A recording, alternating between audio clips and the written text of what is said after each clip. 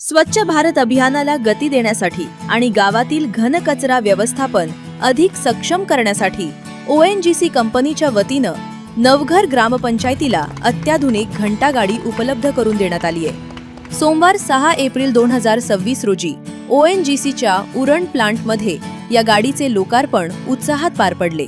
नवघर ग्रामपंचायतीनं 2 महिन्यांपूर्वी सरपंच आणि उपसरपंच यांच्या माध्यमातून ओएनजीसीकडे घंटागाडीची मागणी करणारा ठराव मांडला होता।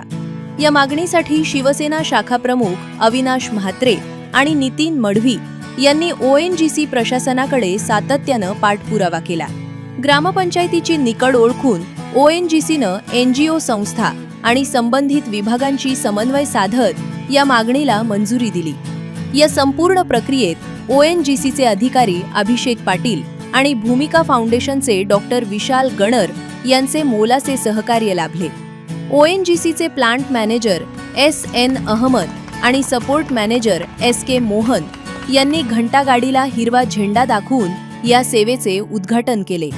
यावेळी ओएनजीसीचे अधिकारी अभिषेक पाटील यांच्यासह इतर मान्यवर उपस्थित होते।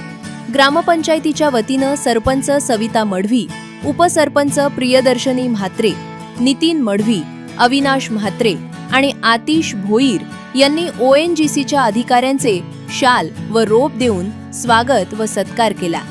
या नवीन घंटागाडीमुळे नवघर गावातील कचरा संकलन अधिक सुलभ होणार असून स्वच्छतेचा प्रश्न मार्गी लागणार आहे। ओएनजीसीनं दाखवलेल्या सामाजिक बांधिलकीबद्दल ग्रामपंचायतीनं त्यांचे विशेष आभार मानले।